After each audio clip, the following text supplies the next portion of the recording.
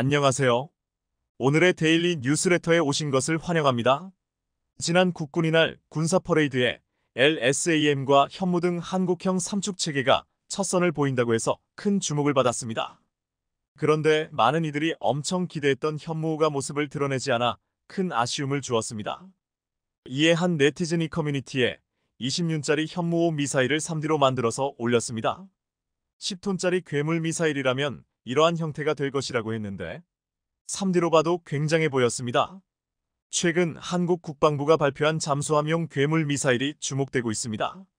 국방과학연구소가 잠수함 신형 시스템에 탑재되는 미사일 무게가 최소 10톤이 될 것으로 예상되는데 이것은 재래식 탄두 중 가장 무겁고 현무사보다 크기가 큰 현무5 탄도미사일의 SLBM 버전일 가능성이 높다고 추측되고 있습니다. 또한 ESLBM은 캡슐화되어 있다면 100m 깊이에서도 발사가 가능할 것으로 예측되었습니다. 한국 해군의 최신 3000톤급 이상 KSS-3함정을 위한 이 새롭고 강력한 SLBM과 정교한 발사 시스템의 개발은 대한민국이 세계의 평화와 균형을 확보하게 할 것이라고 말하고 있습니다. 이 괴물 미사일이라 불리는 현무5 탄도미사일은 올해부터 대량 양산되어 실전 배치될 것으로 알려져 있습니다. 3일 정부 고위 관계자에 따르면 현무5는 올해 초부터 시험 발사를 거쳐 개발이 마무리되었으며 올해 말부터 양산에 돌입한다고 했습니다. 이 관계자는 한화에어로스페이스 보훈공장에서 올해 말부터 연간 최대 70여 발을 생산할 수 있을 것으로 보고 있다고 말했습니다. 우리 군은 미사일 사령부 예하부대에 최대 200여 발을 배치한다는 계획인데 현무5는 미사일 사령부 탄도미사일 여단 예하부대인 1200대대 등에 배치될 것으로 보이고 있습니다. 또한 해군이 보유 예정인 합동화력함에도 현무5를 장착할 예정입니다. 그런데 지난달 서울 국방 컨벤션 국방 우주미사일 전략 포럼에서 1만 양탄이라는 놀라운 전략이 나왔습니다. 미사일 전문가로 30년 이상 근무한 남세길 전임 국방과학연구소 소장이 꺼내든 전술로 1만 발의 재래식 미사일로 한 발의 핵무기로 공격당하면 200발의 미사일로 보복하자는 것입니다. 남세큐 소장은 미국이 실제로 북한을 겨냥해 SLBM이니 ICBM을 사용하지 않을 가능성이 크고 미 본토에서 폭격기가 출격해 반나절은 지나야 전술핵 폭탄을 투하할 수 있기에 북한이 핵폭격을 받기 전에 또다시 2차 핵 공격을 할 수 있다고 설명했습니다. 그 전에 한국이 보복 공격을 해야 한다는 것인데 핵무기에 비해 비핵무기는 파괴력이 매우 낮지만 이것을 숫자로 해결할 수 있다고 했습니다. 북한이 전술핵 한 발씩 KT 위력을 썼을 때 보복으로 초대형 탄도 미사일 20발이 필요하고 북한이 수소탄 한 발 300KT 위력을 발사할 때 초대형 탄도 미사일 200발로 보복하며 그에 상응하는 피해를 입힐 수 있다는 것입니다. 1만 양탄 계획이 성공하면 북한이 서울에 대한 전술핵 공격에 성공해도 비례적 대응이 가능하다고 했습니다. 이를 주장한 남세규 소장은 전직 ADD 소장이었고 국방과학연구소에서 미사일에 관한 업적과 경력이 대단했기에 지금 이러한 전략을 우리 군이 가지고 있는 게 아니냐고 추측하고 있습니다. 그동안 적국의 핵무기 보유에 대한 억지력 확보는 무조건 핵무기 보유였지만 지금 현재 핵무기를 가질 수 없는 상황이기에 한국은 전례가 없는 시도를 하려는 것이라고 했습니다. 사실상 제2차 세계대전에서는 일본에 떨어진 2발의 핵폭탄보다 더 무서운 폭격이 있었습니다. 미국과 영국이 독일 드레스덴에 3일 동안 3,000톤 이상의 폭격을 한 것과 도쿄 대공습에서 미국은 2,400톤 이상의 폭격으로 초토화시켰습니다. 한국은 핵무기 단 한 발로 할 수 없다면 동시에 수백 발로 공격해 그에 상응하는 대응을 하겠다는 것입니다. 한국은 핵무기를 만들 수 없기에 지금 미사일 기술의 모든 것을 건 상태입니다. 한국은 전투기에서 쏘는 신형 공대함 유도탄 2를 개발하고 있습니다. 공중발사 초음속 미사일에는 2가지 탄두 선택이 가능해 대한미사일도 임무에 따라 끝부분을 교체할 수 있습니다. 또한 국방과학연구소는 덕티드 램제트 엔진을 사용하는 장거리 공대공 미사일을 개발하고 있습니다. 장거리 공대공 미사일의 직경은 약 200로 AIM-120 AMRAAM보다 크고 AIM-7 스페로와 같다고 했습니다. 내년에 처음 양산되는 KF-21 블록 1은 영국의 DIEIOK MBDA 미사일이 채용될 것으로 예상되며 KF-21 블록 2 이후 모델에는 한국의 장거리 덕티드 램제트 공대공 미사일이 채용될 것으로 예상되고 있습니다. 또한 장공지-2, 철룡으로 불리는 공중발사 장거리 순항미사일 ALCM 개발이 순조롭게 진행되고 있습니다. 여기에 한화와 KAI는 KF-21용 공중발사탄도미사일 ALBM도 개발하고 있습니다. 최근 국방계획은 전 영역에 대한 실시간 타격을 강조하고 있어 한국형 독침 전략의 위력을 더욱 높여가고 있습니다. 그런데 일각에서는 한국이 조만간의 핵잠수함에 이어 핵무기까지 만들 수도 있다는 말을 조심스럽게 꺼내고 있습니다.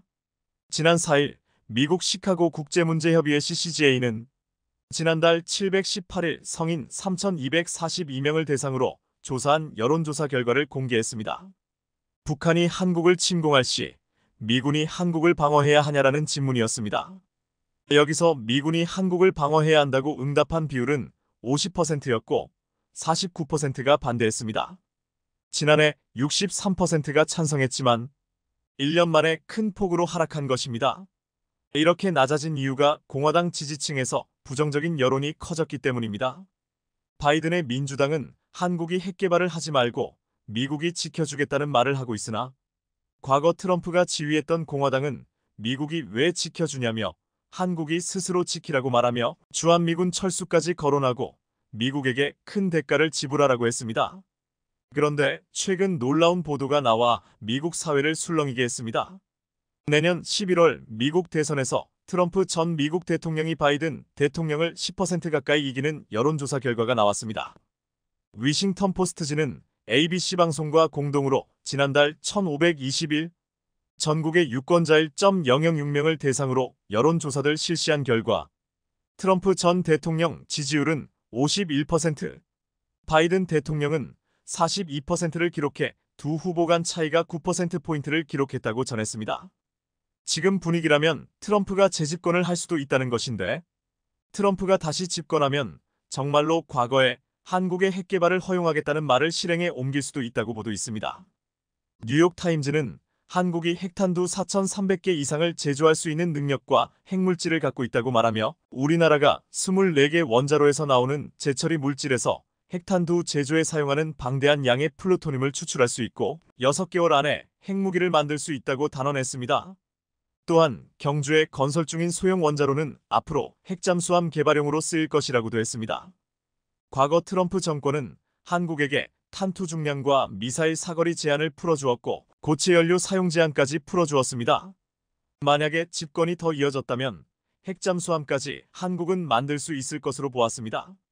최근 북러 간의 밀착과 북한의 핵공격용 잠수함 개발 등 한반도의 안보 상황이 악화되고 있습니다. 한국은 한미동맹 강화로 맞서고 있으나 미국의 핵우산에 대한 의구심은 여전합니다.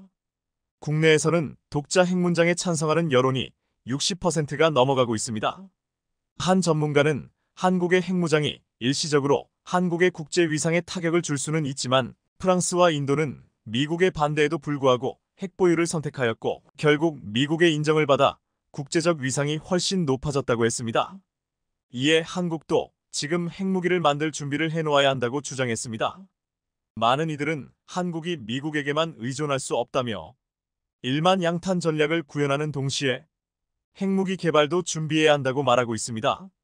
한국은 그동안 무기 개발에 전력을 다하며 폴란드를 비롯한 전 세계에 무기를 수출하고 있고 스스로를 지킬 수 있는 더 강력한 미사일을 준비해가고 있습니다.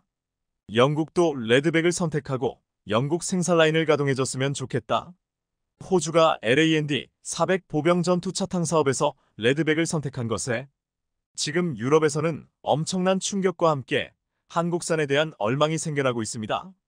호주 팻 콜로이 방위산업부 장관은 이번 프로젝트 레드백 도입을 선택한 것은 호준 육군 역사상 가장 큰 인순 프로젝트 중 하나라고 말할 정도로 높게 평가했습니다. 첫 번째 차량은 당초 예정보다 2년 앞당겨진 2027년에 인도될 예정이며 최종 차량은 2028년에 인도된다며 한국의 엄청 빠른 인도 시기도 자랑했습니다. 그런데 지금 이 소식을 접한 영국의 네티즌들 사이에서는 불어물과 동시에 한탄하는 소리가 터져나오고 있습니다. 한 영국 네티즌은 우리가 똑똑했다면 한국 기관문기의 유럽 제조업체가 되었을 수 있다고 한탄하기도 했습니다. 영국에서는 지난해 영국 여왕 즉위 70주년을 맞았지만 장갑차 하나도 제대로 배치 못하고 있다는 한탄이 터져나왔습니다.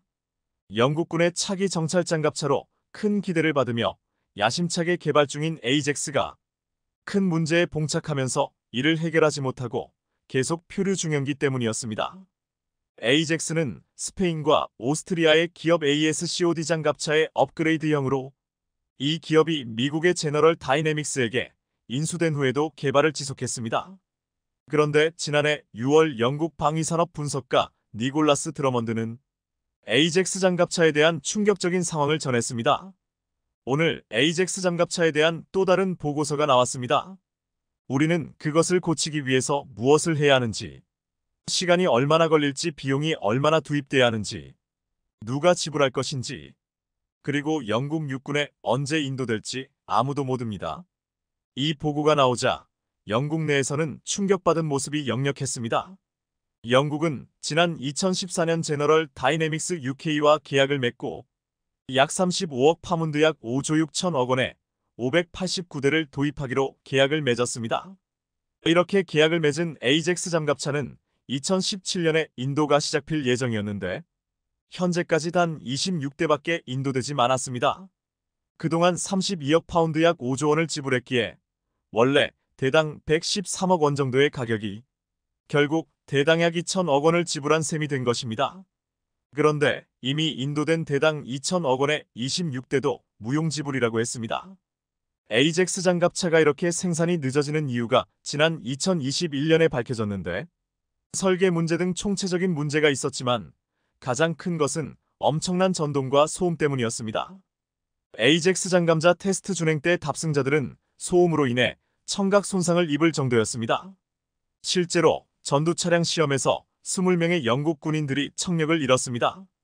이 때문에 에이젝스 탑승 병사들은 전원 노이즈 캡솔링 헤드폰을 끼게 하고 1회 단승 시간을 90분 이하로 제한했지만 문제는 이것만이 아니었습니다. 원래 도로에서 70km로 주행이 가능해야 하지만 진동이 너무 심해 차탕이 불안해져 그 절반의 속도밖에 내지 못했습니다. 이후 제너럴 다이내믹스 UK는 문제를 거의 해결했다면서 다시 테스트가 진행되었는데 또다시 에이젝스 테스트는 중단되었습니다. 해결되었다고 주장한 진동과 소음 문제가 아직 해결되지 않았기 때문입니다. 해결되었다고 주장한 진동과 소음 문제가 아직 해결되지 않았기 때문입니다. 귀를 보호하기 위해 노이즈 캡슬링을 강화한 헤드폰을 준 것이 전부였습니다. 영국 육군 관계자는 더 이상 에이젝스로 훈련을 진행하기 힘들다고 토로했고 퀸 영국 국방조달 담당 장관은 에이젝스 테스트를 바로 중단시키고 단승한 승조원 의긴급한 청락 검사를 신시했습니다. 이렇게 문제가 된 에이젝스는 한국산 레드백과 단적으로 비교되었습니다. 이렇게 문제가 된 에이젝스는 한국산 레드백과 단적으로 비교되었습니다. 보통 기갑 장비는 철로 만든 캐터필러 문안 궤도를 장착하지만 레드백은 고무 재질의 캐터필러 달았습니다. 고문 궤도와 유기압 현순장치 ISU 덕분에 차체의 중량은 줄였고 승차감을 올라갔다고 했습니다. 레드백은 고무 궤도를 달면서 구동 진동 70% 감소, 구동 소음 13dB 감소, 연비 최대 30% 개선 등 마법 같은 스펙을 가지게 되었습니다. 기동하는 레드백에서 측정한 소음 70dB는 일반 승용 차 수준인데 내부 공간에서 승무원끼리 원활한 대화가 가능했습니다. 또한 소음뿐만 아니라 진동도 적어 우리 군의 두 돈반 트럭보다도 승차감이 좋다고 했습니다. 영국에서는 에이젝스 타면 병사들이 기머거리가 되는데 레드백은 이에 비하면 신기에 가까운 장갑차였습니다. 레드백을 타고서 이것인 승용차인지 장갑차인지 헷갈린다고 말할 정도였는데 영국이 도입하려는 에이젝스 장갑차가 경운기 수준이라면 레드백은 고급 세단과 같다고 말했습니다. 이러니 5조 원이라는 거액을 쓰고서도 경운기 수준이 장갑차 26대만을 받은 영국에서 우리도 한국산 레드백을 도입하자는 말이 나올 수밖에 없었습니다. 에이젝스 장갑차는 이러한 소음과 진동을 줄일 수 있는 방법을 찾지 못했는데 앞으로 시간이 얼마나 걸릴지, 비용이 얼마나 투입돼야 하는지, 누가 지불할 것인지에 대한 단을 찾지 못했습니다. 애당초 기본 차대가 되는 에스코드 차체가 스페인 오스트리아 합작으로 개발된 플랫폼이기에 영국군을 위해 변경된 설계에서 큰 문제가 발생했습니다. 영국군의 요군대로 기관포 등 무장과 잠감을 강화하다 보니 무게가 늘었고, 이를 감당하기 위해 엔진도 대풀 강화하다 보니 현가장치가 당초 설계보다 늘어난 무게를 감당하지 못했습니다. 현가장치가 제 역할을 못하다 보니 높이 20cm의 장애물도 넘지 못하고 기동 중단액을 장전하려고 하면 진동으로 인해 포가 고장나는 일이 발생했습니다. 결국 영국군의 요군을 충족시킬 수 능력이 없었음에 불구하고 이를 강행한 셈이 되었고, 시간이 지날수록 이에 대한 개발 비용은 더욱 늘었고 요구사항을 지킬 수 있는지도 의문이 생겼습니다. 여기서 영국이 눈여겨는 수밖에 없는 것은 한국의 하나도 레드백 장갑차를 만들 때 역사상 유례가 없을 정도의 호주의 엄청난 요구사항을 접했다는 것입니다. 하지만 한화는 가혹하기 그지없는 호주 육군의 요구사항을 맞추려고 전 세계 다른 분야 초고위 회사들과 협력했습니다. 이스라엘의 능동방어 시스템 아이언 피스트와 캐나다의 복합 소재 고무궤도의 선택 등 요구사항을 들어주면서도 기본이 전혀 흔들리지 않고 더욱 강력한 스펙을만 원했습니다. 또한 영국 의회에서는 AJ-17H 가망이 없자 플랜 B순 준비한다고 말했습니다. 2021년 영국에서 열린 방산 전시회에 한화의 잠갑차 레드백이 유럽에서 유일하게 전시되었는데, 레드백은 AJAX의 문제점을 단숨에 해결해줄 해결사로 보였습니다. 플랜 B에서 가장 먼저 나온 것은 이미 도입하기로 한 독일의 복서 장갑차 추가 도입하지는 것인데, 하지만 AJAX가 수송 능력이 뛰어나서 긴급 전개 부대에서 활용하려 했기에 장륜 장갑차 목서로 대체할 경우 전개 지역에 한계가 있다고 했습니다. 더욱 중요한 이유는 AJAX의 개발과 제조를 맡고 있는 제너럴 다이내믹스 영국 법인은 많은 영국 노동자를 고용하기 있기에 독일 라인메탈의 복서 장갑차를 도입하면 환지인 일자리를 잃을 수 있다는 것입니다. 이 때문에 한국이 호준에서 완벽하게 맞춤형으로 강력한 무장과 장갑을 갖추면서도 놀라운 기동성의 소음과 진동까지 줄여준 레드백을 현지에서 생산하는 것 자체가 엄청난 부러움의 대상이 된 것입니다. 영국은 지금 호주를 부러워하고 있습니다. 영국은 장갑차 사업에서 난항을 겪으며 한국산 레드백을 눈여겨보고 있는데, 이에 앞서 자준포 교체 사업에서는 한국산 K9자 주포를 도입하려 하고 있습니다.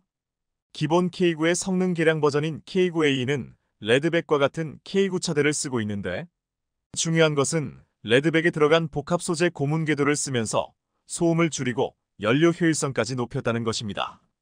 무엇보다 AJAX로 인해 소음에 노이로제가 걸려있는 영국의 입장에서는 다른 엄청난 기능보다 소음이 없는 K9A에 큰 신뢰감을 보내고 있습니다. 또한 K9A에는 자동 탄약 장전 시스템 과복합 소재 고무궤도, 원격 사격통 재체계 등이 단제돼 화력과 방호력, 기동성 등이 대폭 강화됐습니다. 한국은 자준포의 본산인 영국에서 세계 최강의 K9자 주포로 승부를 보려고 하고 있습니다. 폴란드는 우크라이나 전쟁을 계기로 한국산 무기를 대거 도입하고 현지에서 생산의 수출을 노리고 있습니다. 또한 폴란드는 영국을 비롯해 유럽 준요 국가들보다 더 많은 전차도 보유할 예정입니다. 이를 본 영국은 한국 방산업체 등과 손을 잡으려 하고 있습니다. 장갑차 사업에서 참패를 본 영국은 늦은 감이 있지만 이제 한국에게 러브글을 보내고 있습니다. 지난 5일 우리 공군의 비상대기실에서는 때 아닌 북한 군용기의 영공 침범을 알리는 신호음이 울렸습니다. 다름 아닌 한미연합연습 을지 자유의 방패 일환으로 이뤄진 방어 제공 훈련을 펼친 것으로, 이날 출동한 F-35A, FA-50 등 10여 대의 전투기들은 적기를 격추해 나가며 흡사 실전과 같은 모습을 보였습니다. 우리 군에 따르면 이번 훈련에는 공군 제20 전투비행단 등 8개의 비행부대가 참가해 아군과 적군으로 나뉘어 임무를 수행했으며 다수의 방공관제대대와 미사일 방어대대도 참가했습니다. 특히나 우리 공군 방어 제공 훈련에 동원된 F-35, F-15K 편대와 FA-50의 연합훈련이 완벽히 합을 이뤄 임무를 수행한 모습이 매우 인상적이었다는 평가인데요. 실제로 외신에서도 FA-50과 F-35의 합동훈련 소식에 대해 비중 있게 보도하면서 남다른 관심이 있다는 사실을 드러냈습니다. 유라시안 타임스는 FA-50과 F-35의 불안 핵미사일 위협에 공동 대응하기 위해 한미 합동 군사훈련을 진행했다며 전투 경험이 없음에도 불구하고 FA-52 합동훈련에 참여한다는 건 뛰어난 성능을 보유하고 있다는 것과 추후 실전에서 사용될 가능성이 매우 높다는 사실을 보여준다고 평가했습니다. 이런 상황에 최근 폴란드에서는 연말까지 FA-50을 추가 도입한다는 소식을 알려오며 폴란드 공군이 보유한 미그-29를 FA-50으로 빠르게 대체할 것임을 알려왔는데요. 실제로 지난 22일 마리우시 부아슈차크 폴란드 국방장관은 자신의 트위터 계정에 폴란드 공군을 위한 FA-50 2대가 바르샤바에 방금 착륙했다며 연말까지 8대의 전투기를 추가로 들여올 것이라고 밝혔습니다. 그는 폴란드 군을 위한 새로운 장비들의 인도 속도가 늦춰지지 않고 있다고 강조했습니다. 이번에 부아슈차크 국방장관이 밝힌 대로라면 폴란드 군은 연말까지 총 12대의 FA-50을 보유하게 될 것으로 보입니다. 이렇게 부아슈차크 국방장관이 FA-50 전력을 미리 자신있게 말할 수 있는 건 한국의 놀라운 생산 속도 때문인데, 실제로 한국은 폴란드와 계약했던 방산 무기들을 제때에 납기하면서 두터운 신뢰를 형성했습니다. 폴란드 입장에서는 벨라루스를 통해 러시아가 압박을 가하고 있는 상황에서 한국의 빠른 생산 속도 덕분에 부족한 전력을 언제 보충하고 투입할 수 있을지 미리 계획할 수 있어 무한한 애정을 보내고 있는데요. 실제로 이런 이유로 부아슈차크 국방장관은 FA-50GF의 연내 배치 계획이 차질 없이 진행될 거라고 연신 강조하고 있는 중으로 폴란드 공군에서도 누구보다도 FA-50을 적극 홍보하고 있다고 합니다. 부아슈차크 국방장관은 21일 열린 FA-50 공개 행사에서도 현지 기자들과 만나 FA-50GF 2기를 인수했으며 연말까지 추가로 10기가 도착할 예정이라고 밝혔었습니다. 앞서 KAI와 총 48기의 FA-50 공급 계약을 체결한 폴란드는 올해 말까지 FA-50GF 12기를 받기로 돼 있었는데 매달 23대의 FA-50가 폴란드로 향할 거란 이야기입니다. 이에 앞서 KAI는 지난달 FA-50GF 1, 2호기를 출고하고 폴란드 공군에 인도를 완료했는데요. 이렇게 인도된 FA-50은 지난달 마인스크 마조비에츠키 제23 전술 항공기지에서 시험 비행을 진행했으며 폴란드 국군의 날 행사에도 주축으로 참여해 미그-29와 함께 비행하며 성공적으로 신고식을 치렀습니다. 부아슈차크 국방장관은 오매물만 기다렸던 FA-50GF를 인도받고 나서 소련제 항공기보다 몇 배는 더 낫다고 입이 닳도록 칭찬하기에 바빴습니다. 그러면서 그는 폴란드 정부는 기록적인 속도로 소련시대 군용기를 FA-50과 같은 서구 장비로 교체하고 있다며 FA-50의 우수성을 우회적으로 자랑했습니다. 실제로 앞서 개최된 폴란드 국군의 날 행사에서는 미그-29가 떠나고 FA-50이 들어온다는 의미의 비행쇼를 선보이며 전력 교체를 폴란드 국민들에게 대대적으로 알렸는데요. 이날 폴란드 공군은 미그-29를 FA-50과 함께 비행하는 모습을 드러내고 난 뒤 미그-29가 먼저 편대를 이탈하면서 FA-50로 교체되는 퍼포먼스를 했습니다. 앞서 한국에서 비행 훈련을 받고 이번 행사에서 FA-50을 직접 조종하게 된 폴란드 야첵 스톨라렉 소령은 이전에 비행한 미그-29보다 FA-50의 기술이 더 뛰어나다고 놀라움을 드러냈습니다. 그는 FA-50의 비행 범위와 성능은 기대를 훨씬 넘어섰다며 FA-50은 인체공학적으로 설계되어 있는 등 조종사들이 임무를 완벽하게 완수할 수 있도록 하는 최적의 기체라고 평가했습니다. 그런데 일각에서는 FA-50GF의 다른 전투기들에 비해 무장이 약한 것 아니냐는 주장이 나오고 있는데 FA-50GF를 도입한다고 하더라도 폴란드 공군이 전술적으로 이용할 수 있을지 의문이라며 폴란드에 인도된 FA-50GF는 TA-50 전술임문 훈련기 블로기를 토대로 만들어졌는데요. 기총과 공대 공공대지 무장을 기본으로 탑재하며 FA-50에 장착된 통합정밀 직격탄을 비롯한 정밀 유도 무기를 운용할 수 있습니다. 레이더 경보 수신기 등을 장착해 적군으로부터 항공기를 보호하는 능력을 높였으며 야간 임무 수행도 가능한 것으로 전해집니다.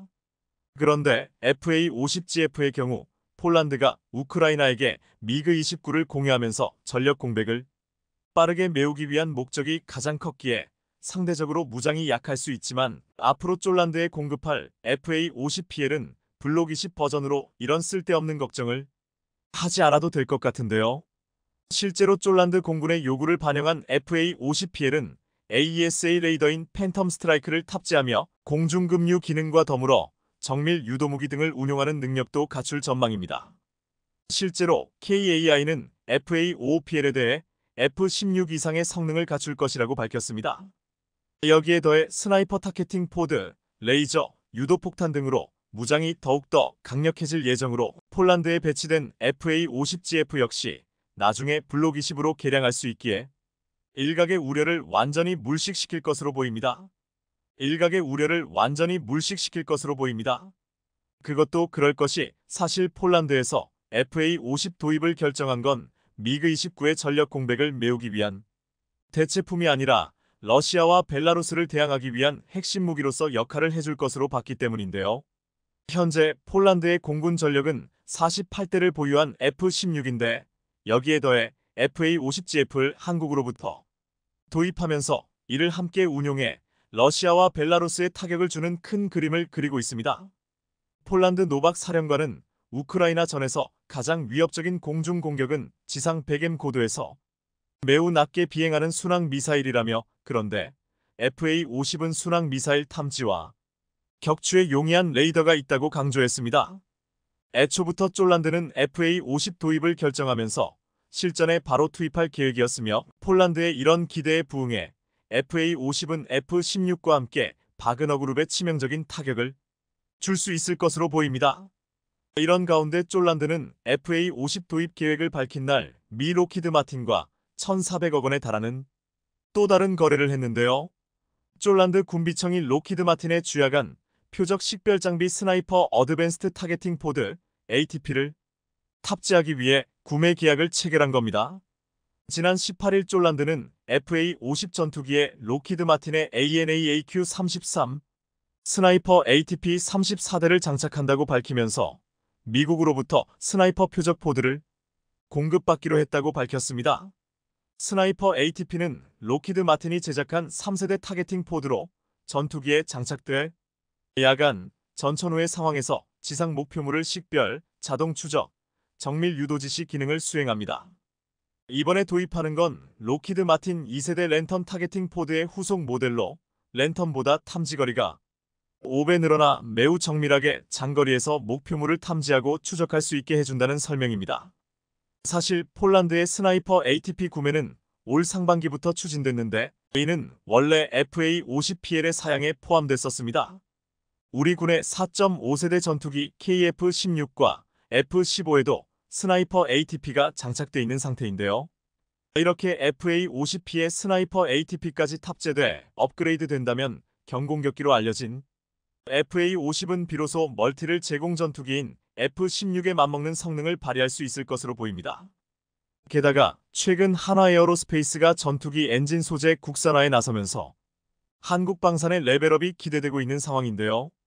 현재 한국은 엔진에서 뿜어지는 섭씨 1500도 이상의 화염을 견뎌야 하는 특수 소재를 전량 수입산에 의존하고 있는데 국산화에 성공한다면 세계 시장에서 막강한 경쟁력을 가질 것으로 보입니다. 한화에로스페이스는 2026년까지 인코넬 718 제조 기술을 국산화하고 데이터베이스를 구축하는 게 목표로 인코넬 718은 내열성이 높아 섭씨 1500도 이상의 화염을 견딜 수 있어 항공엔진에 가장 많이 사용되는 특수합금입니다. 40년간 9,000대 이상의 항공엔진을 생산해온 한화에어로스페이스가 엔진 소재 국산화에 성공한다면 자주 국방은 물론 방산 수출에서도 엄청난 기회를 가져다 것으로 보입니다. 안 그래도 우리 주요 방산 업체들이 해외에서 걷어들이고 있는 매출이 상당한 수준인데요. 실제로 방산업계에 따르면 올 상반기 국내 방산업체들의 전체 매출 중 3분의 1을 해외 수출을 통해 거둔 것으로 나타났습니다. 특히나 한화에어로스페이스, KAI, LI진엑스1, 현대로템 등 방산 4사의 총 매출은 작년보다 2배 이상 늘며 저력을 보여줬습니다. 이런 성과는 작년에 폴란드와 역대급 수출 계약을 맺은 이후 올해 본격적으로 제품 공급이 이뤄지면서 매출이 급등했다는 설명입니다. 해외 방산 시장에서 우리나라 방산 존재감이 날로 커지고 있는 것으로 보이는데요. 현재 폴란드는 물론 중동, 호주 등 다양한 국가들과 방산 분야에서 여러 계약 논의가 진행되고 있는 만큼 남은 하반기 역시 눈부신 활약을 기대해봐도 좋을 것 같습니다. 최근 전 세계에 걸친 생성형 L 열풍에 고대역폭 메모리, HBM 수요가 눈덩이처럼 불어나는 등 나날이 성장하고 있습니다. 앞서 HBM에서 시장을 먼저 선점한 SK하이닉스의 경우 올해 2분기 글로벌 D램 시장 점유율이 30%를 돌파하며 이런 시장 분위기를 방증했는데요. 실제로 그동안 삼성이 40%대 초중반의 점유율을 기록했던 것과 달리 SK하이닉스는 20%대 중후반을 유지해 왔는데 이번에 1위인 삼성과의 점유율 격차를 10년 내 가장 근소한 수준으로 줄였습니다. 이렇게 최근 SK하이닉스의 점유율이 껑충 뛰게 된 건 L 결풍 영향이 큰데 이렇게 최근 SK하이닉스의 점유율이 껑충 뛰게 된 것이 열풍 영향이 큰데 챗GPT 같은 AI 분야 데이터 처리에 쓰이는 GPU에 HBM이 대거 탑재되기 때문입니다. 시장 조사 업체 옴디아는 연초 50% 이상 성장할 것으로 예상했던 HBM 수요가 올해와 내년에 100% 이상 성장할 것이라고 전망했습니다. 앞서 2021년 SK하이닉스는 현존 최고 사양인 HBM3이 개발을 완료하고 작년에 양산에 성공하며 HBM 부문에서 한 발 앞서 나가고 있는데요. 하지만 삼성이 SK하이닉스를 향한 추격의 고삐를 바짝 쥐고 있는 모습입니다.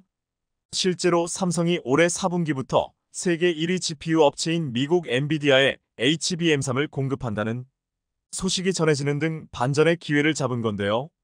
반도체 업계에 따르면 최근 삼성은 엔비디아의 HBM3 최종 품질 테스트를 통과했고 이에 따라 4분기부터 공급할 것으로 알려졌습니다. 엔비디아는 생성형 AI의 필수적인 AI 가속기 시장에서 독주하고 있는 중으로 AI 가속기에는 HBM이 필수적으로 탑재됩니다. 앞서 생성형 AI 시장의 예상보다 빠른 성장세에 엔비디아는 SK하이닉스에 주문을 집중했다지만 수요가 지속적으로 늘자 삼성에게 추격할 기회가 온 것으로 보입니다.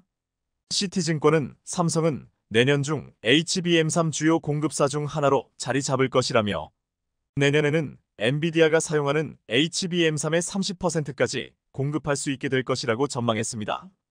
삼성은 2분기 컨퍼런스 콜에서 HBM3의 경우 업계 최고 수준으로 고객 콜을 진행하고 있다며 차세대인 HBM3P는 24GB 기반으로 하반기 출시 예정이라고 공개한 바 있습니다.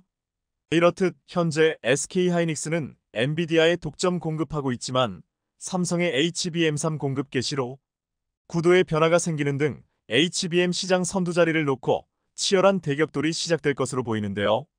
실제로 반도체 업계에서는 삼성이 엔비디아의 HBM3 공급에 나서면서 SK하이닉스의 HBM3 독점 구조가 흔들릴 수 있다고 관측했습니다.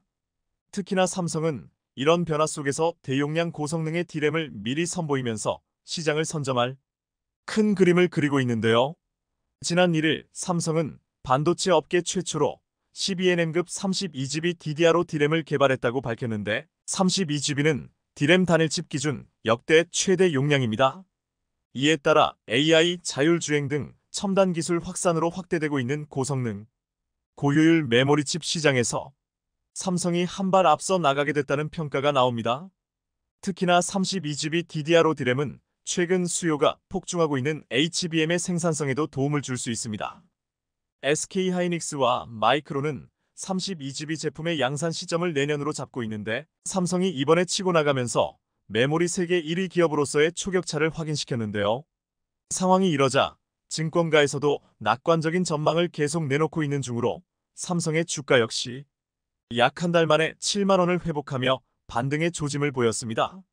이와 관련해 KB증권은 삼성의 HBM 점유율 확대와 파운드리 실적 개선을 고려할 때 고점이었던 9만원을 돌파할 가능성이 크다고 내다봤습니다. 기존의 엔비디아는 고성능 AI 칩 H100을 생산할 때 전체 설계는 엔비디아가 실제 생산과 패키징은 TSMC가 HBM은 SK하이닉스에게 각각 맡겼는데요. 인공지능 시대가 열리면서 새로운 반도체가 필요해졌고 이를 구현하기 위해 제조 방법은 물론 설계 소재 부품 장비 패키징까지 공급망 전반에 변화가 불가피하기 때문입니다. 실제로 연산을 처리하는 GPU와 데이터를 저장하는 HBM과 마치 하나의 칩처럼 연결된 H100의 설계 구조는 오늘날 반도체 시장의 게임의 룰이 바뀌고 있음을 단적으로 보여주는 사례로 꼽힙니다. 특히나 H100의 등장으로 반도체 후공정 개념이 바뀌었는데 이런 패러다임 변화는 삼성의 진짜 강점을 여실히 드러낼 수 있는 절호의 기회가 되고 있습니다. 다시 말해 성격이 다른 반도체를 고층 건물처럼 쌓아 올려 엄청난 성능을 발휘할 수 있도록 해주는 첨단 패키징 기술 시대가 막을 올린 겁니다. 실제로 엔비디아가 내년부터 생산에 돌입하는 차세대 AI 칩 GH200 역시 CPU와 GPU, 메모리 반도체가 하나의 칩으로 합쳐진 주상복합 구조의 반도체입니다. 하지만 엔비디아, AMD, 인텔 등 시스템 반도체만 만드는 곳이나 SK하이닉스, 마이크론 등 메모리 반도체를 만드는 기업은 많지만 이들 칩을 하나로 이어줄 수 있는 기술력을 가진 곳은 많지 않은 게 현실입니다. 단적으로 최근 GPU 수요가 쏟아지고 있는 엔비디아의 경우 패키징을 TSMC에 맡기고 있지만 TSMC의 패키징 능력이 부족해 캐파를 더 늘릴 수 없어 삼성으로 눈으로 돌리고 있는 상황인데요. SK하이닉스의 경우 지금은 엔비디아 물량을 대부분 소화하고 있지만 사실 SK하이닉스는 메모리 위주라 패키징 능력이 삼성보다 훨씬 뒤처진다는 게 업계 평가입니다. 또한 삼성은 GPU 첨단 패키징 물량 소화할 능력이 있지만 반면에 SK하이닉스는 이를 생산할 수 없습니다. 특히나 TSMC의 경우 예전부터 엔비디아보다는 애플을 최고 고객사로 여기고 있는 만큼 넘쳐나는 엔비디아 물량을 삼성이 가져갈 공산이 큽니다. 그간 엔비디아가 TSMC의 GPU 첨단 패키징 물량 대부분을 맡겼는데 최근 삼성과 GPU 첨단 패키징 서비스 공급도 추진하고 있다는 소식만 봐도 알 수 있는 대목입니다. 이렇듯 삼성이 후발주자로 HBM 시장에 진입했지만 기술력이 부족해 늦었던 게 아닌 만큼 장기적으로 보면 결국 엔비디아는 물론 애플까지 모두 삼성에 줄 설 것으로 보이는데요. 현재로서 패키징과 파운드리로 GPU를 생산할 수 있는 기업은 삼성이 유일하기 때문으로 엔비디아, 애플 입장에서도 이를 한 번에 맡길 수 있는 삼성과 손을 잡는 게 기업 운영 차원에서도 더 효율적이기 때문입니다. 사실 예전부터 삼성은 TSMC와 달리 메모리 반도체 사업을 하는 특징을 반영해 칩 생산 과정에서 패키징까지 해주는 턴키 서비스를 시작했었는데요. 이 서비스로 인해 미국 AMD로부터 HBM과 첨단 패키징 서비스를 수주했으며 패키징 분야 조직 개편과 인재 영입 속도도 높이고 있는 상황입니다. 특히나 작년에 삼성 반도체 부문은 어드밴스드 패키지 AVP 사업팀을 조직하고 지난 3월과 7월에 인력을 충원하는 등 여러 방식으로 힘을 쏟고 있는 중입니다. 이는 패키징 시장 성장성이 높기 때문인데 시장 조사업체 가트너는 세계 패키징 시장이 올해 76조 원에서 2025년 86조 원 규모로 커질 거라고 전망했습니다. 이렇듯 삼성이 HBM 시장 확대에 적극 나서고 있는 가운데 HBM과 함께 공급할 수 있는 최선단 패키징 기술도 개발 중인 것으로 드러났는데요. 반도체 업계에 따르면 삼성은 HBM 공급 물량 확대를 위해 회사의 2.5D 패키징 기술인 아이큐브 상용화를 추진하고 있습니다. HBM은 여러 개의 디램을 수직으로 적충한 뒤 TSV를 통해 연결한 차세대 메모리로 기존 디램 대비 데이터 처리 성능이 월등히 높아 AI 반도체와 같은 고성능 칩과 함께 탑재됩니다. 삼성이 HBM3 분야에서 뚜렷한 성과를 점차 나타내고 있는 것으로 실제로 삼성은 최근 HBM3 모듈에 대한 퀄 테스트를 통과해 본격적인 양산을 준비 중인 것으로 전해집니다. 특히나 최근 삼성이 중점적으로 보고 있는 기술은 iQV6, iQV8로 업계 내 최신 HPC 가속기인 엔비디아 GH100, AMD MI300 등이 HBM을 최대 8개까지 탑재하고 있기 때문입니다. 삼성은 해당 기술들을 내년 상용화할 목표로 엔비디아 등 고객사와 iQV6, iQV8에 대한 품질 테스트를 진행하고 있는 중으로 알려졌습니다. 이렇듯 삼성이 HBM 2.5D 패키징을 엔비디아와 AMD에 함께 제공할 경우 HBM을 단품으로 넣는 것보다 공급 물량을 획기적으로 늘릴 수 있어 이들 업체들이 삼성에게 더욱더 힘을 실어줄 것으로 보이는데요. 삼성에겐 이번 기회로 종합반도체 1위 글로벌 기업으로 올라서게 될 것으로 보입니다. 그것도 그럴 것이 현재 TSMC의 위기도 겹친 상황이라 삼성에게 유리한 판이 깔렸습니다. 글로벌 데이터에 따르면 최근 TSMC와 미국 사이 관계가 악화되면서 TSMC가 미 애리조나에 신설하는 반도체 공장 가동 일정이 지연되고 있는 중입니다. 미 현지 노동자들과의 갈등이 수면 위로 떠오른 데다 바이든 정부에서 제공하는 보조금 규모도 불투명해진 상황이라 투자를 백지화하고 완전히 철수할 수 있다는 전망이 나옵니다. 실제로 최근 TSMC는 애리조나 파운드리 공장 가동 시기를 당초 예정된 2024년에서 2025년 또는 그 이후로 미룬다고 밝혔는데요. 반면에 삼성의 텍사스주 반도체 공장 투자 계획은 순조롭게 이뤄지고 있어 TSMC가 삼성에 패배할 가능성이 큽니다. 이런 가운데 최근 TSMC가 중국 본토 공략에 속도를 내면서 상황 판단마저 잘못하고 있는데요. 악화된 중국 대만 관계와 미국의 대중 제재에도 불구하고 투자와 첨단 반도체 판매를 중국에서 늘리고 있기 때문입니다. 반도체 업계에 따르면 올해 TSMC의 중국 내 칩 출하량이 크게 늘었는데 특히나 연초부터 7나노 AI 칩 주문량을 확대했습니다. 중국 내에서 한국, 미국 기업들의 빈자리를 채우면서 부진한 실적을 중국에서 만회하겠다는 계산으로 보이지만 자충수를 두고 있는 것 같은데요. 특히나 주목할 건 이제 3나노 공정 수율도 삼성이 TSMC보다 앞서고 있다는 점입니다. 증권가에서는 삼성이 3나노에서 TSMC와 비슷하거나 그 이상의 수율을 확보한 것으로 분석하고 있습니다. 시장조사기관 아레테리서치는 TSMC의 3나노 수율이 55%인 반면 삼성은 60%에 이르는 것으로 추정했습니다. 삼성은 TSMC의 3나노보다 더 진화된 GAA 공정을 활용하면서도 3나노 수율이 더 높은데 이렇듯 수율 개선, GAA 공정 선점으로 삼성이 TSMC로부터 고객사를 뺏어올 일만 남은 겁니다.